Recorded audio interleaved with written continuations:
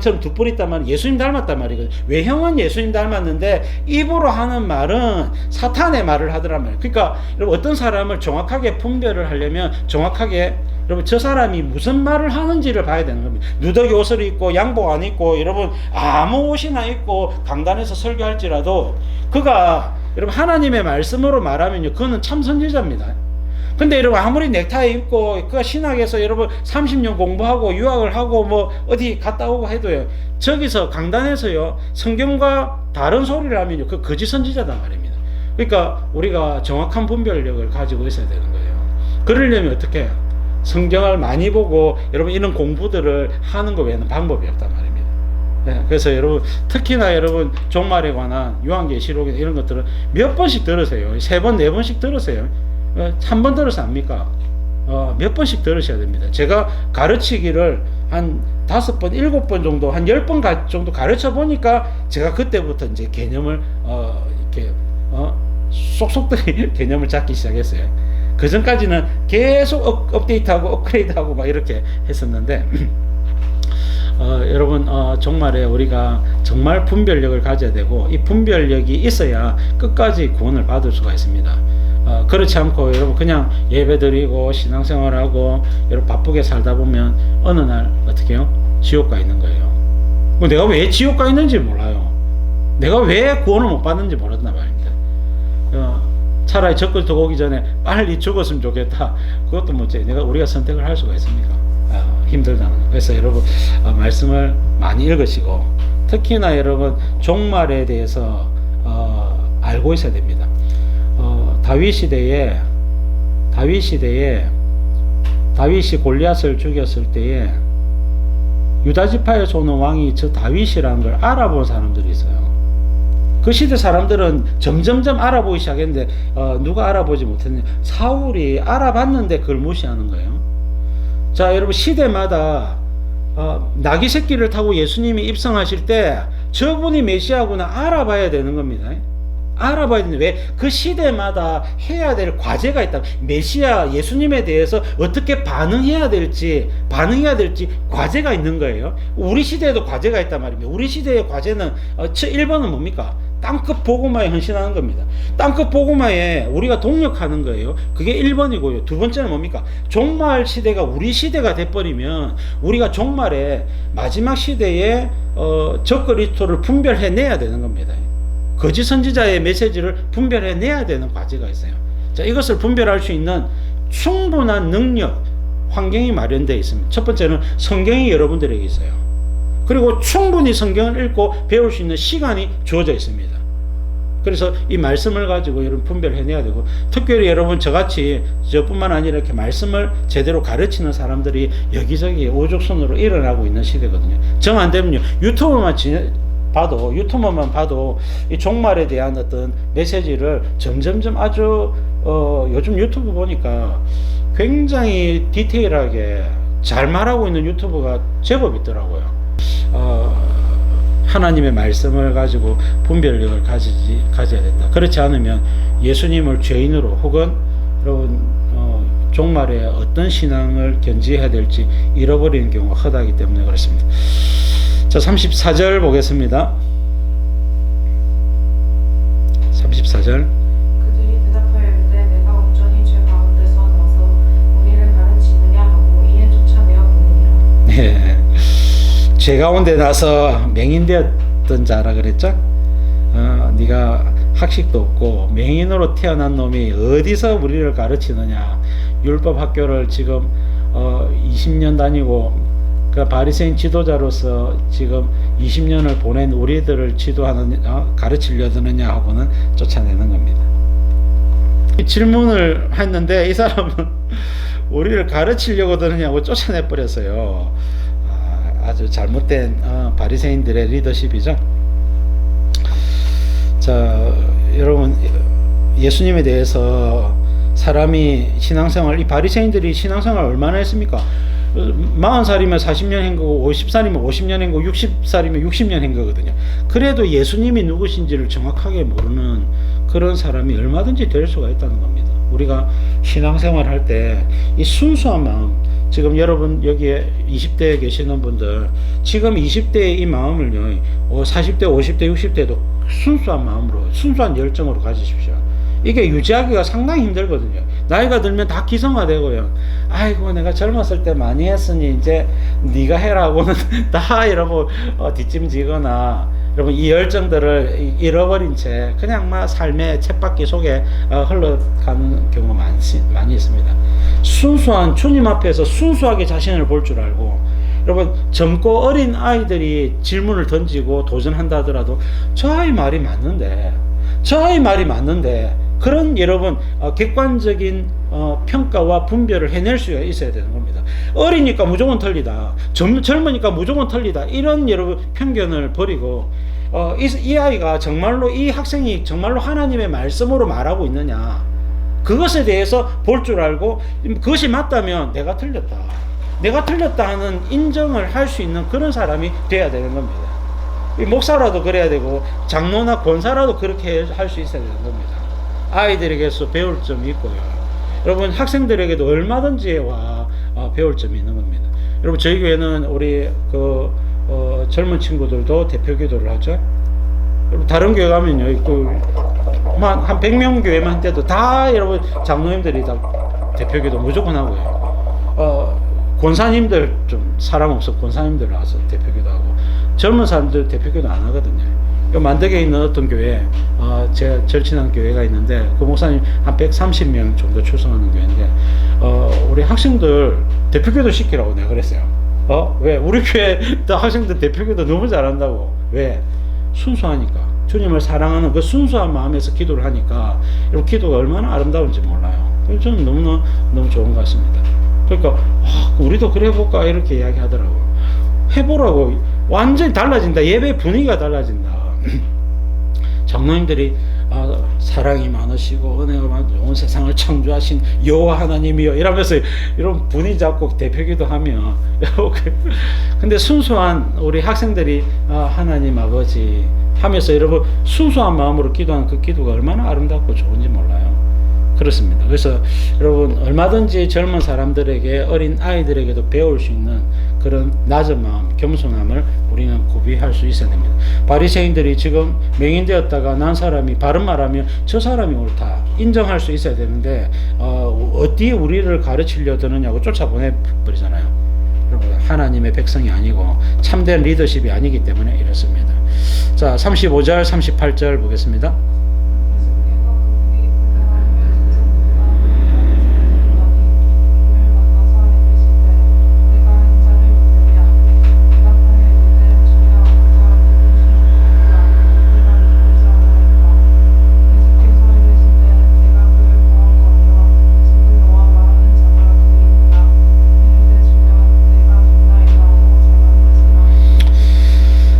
예수님이 이제 그 사람을 바리새인들이 쫓아냈다 하는 말을 들으셔도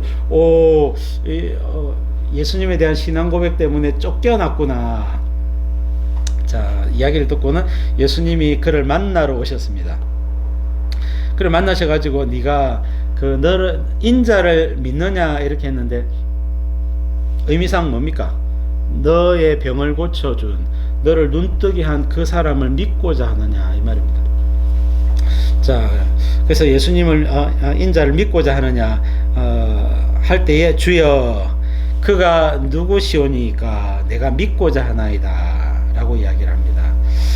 자, 어떤 번역에는 네가 하나님의 아들을 믿느냐 이렇게 번역이 된 구절도 있어요. 자, 참고만 하시고요. 자, 아직 이 사람이 눈을 뜨고 나서 예수님을 만난 적이 없거든. 그러니까 예수님의 얼굴도 못 봤고 음성만 들은 상태예요. 자, 만난 적이 없으니까 음성은 또 듣고 나면 또 지나가면 그 음성인가 긴감인가 하지 않습니까? 그래서 주여 하고는 예수님에 대한 이야기를 하려고 하니까 어떤 존경하는 선생님인갑다 해가지고 주여 존경하는 의미로 이렇게 사용을 했습니다. 믿고자 하나이다 라고 하니까 예수님이 네가 그를 보았거니와 지금 너와 말하는 자가 그이니라. 내가 그다 라고 이야기를 하니까 주여 내가 믿나이다 하고는 절하는지라 그랬죠. 자, 그래서 절하다는 말이 이게 프로스퀴네오 월십이라고 하는 단어인데 경배하다, 예배하다는 단어입니다. 그래서 요한계시록에 요한이 천사에게 경배하려고 할 때 이 단어가 쓰였죠. 그래서 여러분 예수님을 절하는지라가 이 절하는 게 그냥 절하는 것을 넘어서서 예수님을 극진히 경배하고 있는 모습입니다. 자, 그는 예수님을 선지자 중에 한 분으로 혹은 메시아로 생각을 했을 것입니다. 그가 눈을 뜨고 보니까 진짜 하나님의 종은 누굽니까? 예수님이었죠. 자, 예수님을 만났을 때 경배하는 사람으로 변화되게 되는 겁니다. 병 고침을 받은 것도 은혜 받은 것도 좋지만 예수님에 대한 신앙 고백도 분명히 나타나요. 이 두 가지가 우리가 신앙생활 할 때 두 가지가 같이 나타나야 됩니다. 첫 번째 예수님에 대한 신앙 고백이 있어야 되고 예수님에 대한 경험이 있어야 되는 겁니다. 그래서 이 두 가지가 함께 있어야 되는데 신앙 고백만 가지고 살아가는 사람들이 많아요. 근데 세월이 지나가면 이 신앙 고백이 뭡니까? 이 매너리즘에 빠지거든요. 습관화된단 말입니다. 그래서 항상 살아있는 신앙 고백, 항상 예수님이 나의 주님이고 나와 함께 하시는 분, 나와 동행하시는 분, 그걸 느끼기 위해서는 우리가 예수님을 경험을 해야 됩니다. 경험을 하려면 최고가 뭡니까? 기도입니다. 기도 생활을 많이 하는 사람이 예수님을 경험해요. 기도를 많이 하는 사람이, 기도를 깊이 하는 사람이 기도의 제목들을 가지고 주님 앞에 나아갈 때 그 기도가 응답을 받는 것을 체험을 하면서 와, 예수님이 나와 함께 하시는 거, 그걸 알게 되는 겁니다. 그래서 기도하는 삶을 여러분 추구하십시오. 매일마다 기도하십시오. 매일마다 기도하십시오. 도전하십시오. 기도하는 생활을 도전하십시오. 저희 아침에 기도하러 일주일에 몇 번씩 오시는 분들 한 5번 딱 정해져 있습니다. 저와 박사모를 포함해서 한 5번 정해져 있는데 여러분 밤에도 기도하러 오시고요. 낮에도 기도하러 오시고 제가 학교 다닐 때 여러분 밤에도 기도했고 낮에도 기도했고 새벽에도 기도했고 물론 여러분 새벽에 기도하면 밤에도 기도하기도 하지만 기도 안 하기도 하지만 뭐 그렇게 하지만 하루에 한 번 이상은 꼭 기도하기 위해서 애를 썼어요. 근데 그렇게 세월을 보내다 보니까 하나님이 기도 응답을 얼마나 많이 주시는지 그걸 다 누리게 되었습니다.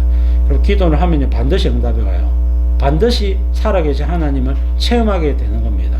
그래서 너는 내게 부르짖어라. 내게 응답하겠고 네가 알지 못하는 크고 비밀한 까지 내게 보이리라 했던 그 말씀이 내 삶 가운데 이루어지는 것을 보게 됩니다. 자, 39절 보겠습니다.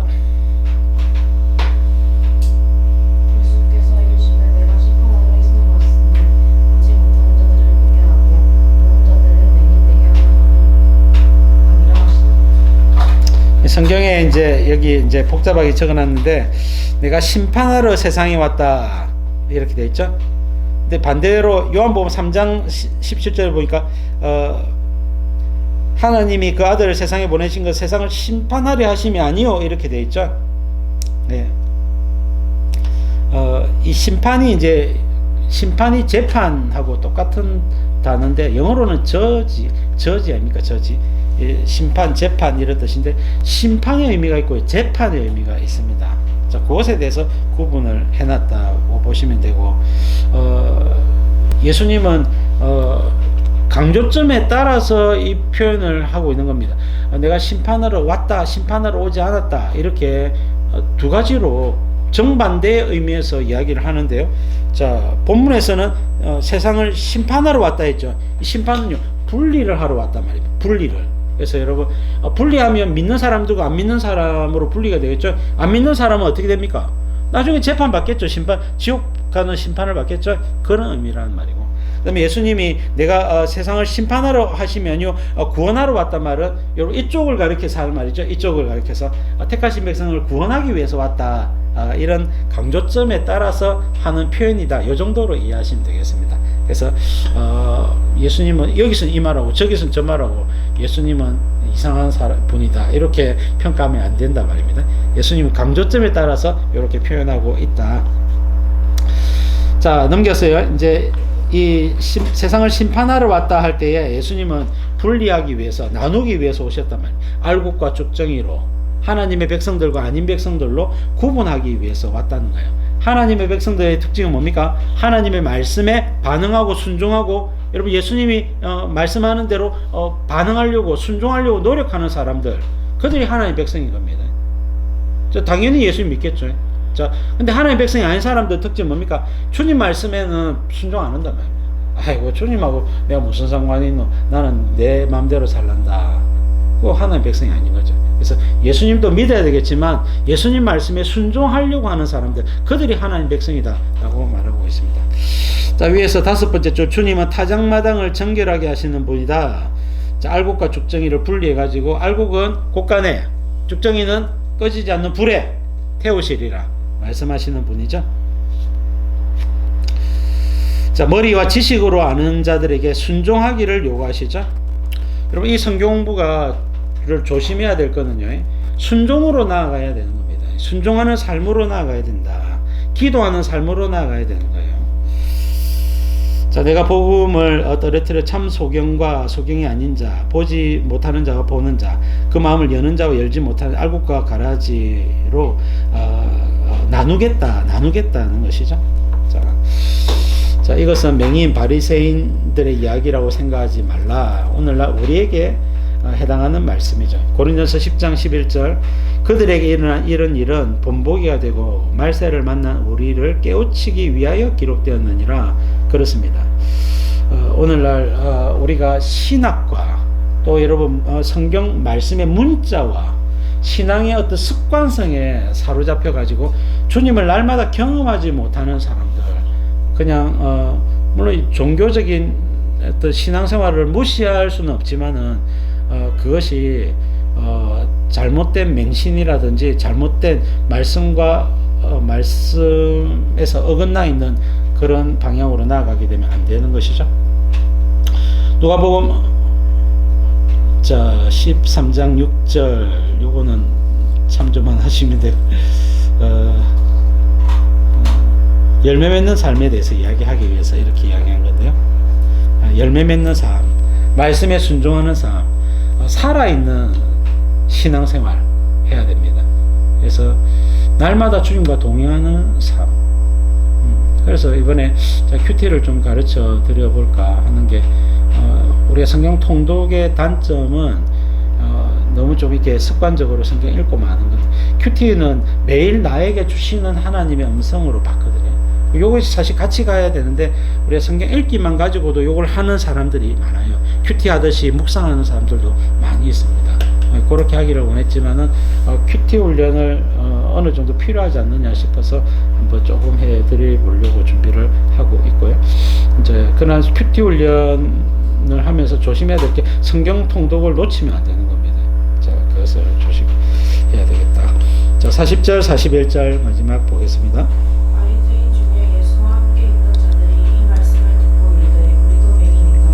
예수께서 이르시되 너희가 맹인이 되었더라면 죄가 없으려니와 온다고 하니 너희 죄가 그대로 있느니라. 자, 바리새인 중에 옆에 예수님과 함께 있던 사람들이 우리도 맹인인가? 너희가 맹인이라면 죄가 없으려니와 본다고 하니까 너희 죄가 그대로 있느니라. 이렇게 이야기를 합니다. 무슨 말입니까? 이 바리새인들은 지금 어떤 입장에 있습니까? 나는 다 알고 있다. 나는 다 알고 있다. 이래 생각하고 있으니까 알지 못하는데 뭘 모릅니까? 예수님이 하나님의 아들이시고 메시아인 줄 모르고 있잖아요. 근데 자기들은 하나님의 뜻을 다 알고 있다라고 생각을 한다는 겁니다. 우리가 성경을 많이 읽으면 아는 사람이 있고 많이 읽었는데도 모르는 사람이 있겠죠. 자, 누가 분별을 할 수가 있겠습니까? 주님 분별할 수밖에 없고, 우리가 성경을 또 많이 아는 사람들끼리 이야기를 하다 보면 어떤 사람은 성경을 많이 봐서 진짜 아는 사람이 있고요. 성경을 많이 읽었는데 지금 모르는 사람이 있어요. 할 말이 없습니다. 그래서 이것은 겸손하게 우리가 말씀을 가르쳐서 베레아 사람들처럼 과연 그러한가 해서 계속해서 겸손하게 토론하고 겸손하게 말씀을 접근을 해야 서로 이제 보완을 해주면서 알게 되는 거거든요. 그렇지 않고 항상 나는 옳다, 나는 100% 나는 완성되어 있다, 이렇게 생각을 하게 되면 이게 안 되는 거죠. 우리 감사교회가 속한 고신교단은 개혁주의입니다. 이 개혁주의라고 하는 것은 이 칼빈주의인데요. 칼빈주의이면서 우리 성경주의를 개혁주의라고 이야기합니다. 개혁주의라고 하는 용어가 사용된 개념 자체가 날마다 말씀으로 개혁해 나가는 신앙의 어떤 틀이다 말입니다. 여러분, 근데 오늘날 개혁주의는요, 개혁을 잘 안 해요. 왜? 이게 신학도 이제 어느 정도 정립이 되어 있고, 전통도 어느 정도 만들어져 있고, 법전도 만들어져 있고, 다 되어 있으니까 개혁이 더딘 겁니다. 자, 그래서 개혁주의인데 과연 개혁주의냐? 저는 이제 개혁주의라면요, 과감하게 침례를 허용을 하고 침례를 허용을 좀 하는데, 좀 침례하고 싶은 데는 침례해라고 선포를 할 수도 있다 생각해요. 침례가 제대로 된 이 세례거든요. 침례탕이 있는 교회들이 많아요. 고신교단 중에서도 침례탕을 만들어서 하는 교회들도 있단 말입니다. 그렇게 과감하게 또 할 교회들은 하면 되는데, 침례교회냐 이러면서 또 비판을 받으니까 안 하는 경우도 있고, 개혁주의라면 하나님 말씀을 따라서 과감하게 전통을 깨부수고 우리가 뭔가 성경적인 모습으로 만들어가는 것이 필요하지 않느냐는 생각을 하게 됩니다. 자, 오늘 말씀은요, 이제 장달봉사입니다. 눈뜬 장님, 바리새인 지도자들을 비판하면서 하는 내용이고요. 여기에 맹인되었다가 보게 된 사람, 초신자죠. 완전 초신자의 눈으로 보니까 잘못된 거예요. 초신자가 거듭나 교회에서 예수님 믿게 되는데, 그 사람이 성경 읽다 보니까, 목사님 이거는 교회가 잘못된 거 아니에요, 목사님 이것은 교회가 성경대로 안 하는 모습 아니에요, 이렇게 이야기를 하게 되면요, 그걸 받아들일 수 있는, 그걸 이게 정말 그렇다면 이걸 받아들일 수 있는 그런 믿음과 소통 능력, 겸손이 필요하지 않느냐는 생각. 그래서 우리 감사교회를 포함해서 모든 우리 신앙의 어떤 스타일이 어떻게 되느냐, 성경주의다. 오직 성경주의. 말씀으로 날마다 나를 개혁하고, 날마다 교회를 개혁하고, 말씀의 참된 모습들, 우리가 소그룹이라든지 이런 것들 보면 어떻습니까? 사도행전 2장의 모습, 초대교회 모습 돌아가야 되거든요. 교회의 어떤 관계들이나 이런 것들, 저도 우리 감사교회 많이 부족한데요, 관계들이 어떻게 해요? 화평과 신뢰의 관계들 회복해 나가야 됩니다. 이게 성경주의로 나아가야 되거든요. 그렇지 못한 부분이, 능력이 안 되어서 부족하다면 어쩔 수 없는 부분이 있겠지만, 할 수만 있다면 말씀으로 우리 자신들을 변화시켜 나가야 되는 겁니다. 그렇지 않으면 우리 자신도 모르게 우리가 당달봉사가 되어져 가는 거예요. 그래서 여러분, 말씀으로 날마다 진리를 바로 보고 열매를 맺고 말씀대로 순종하고 날마다 자신과 교회를 개혁해 나가는 저와 여러분 다 될 수 있기를 간절히 바랍니다.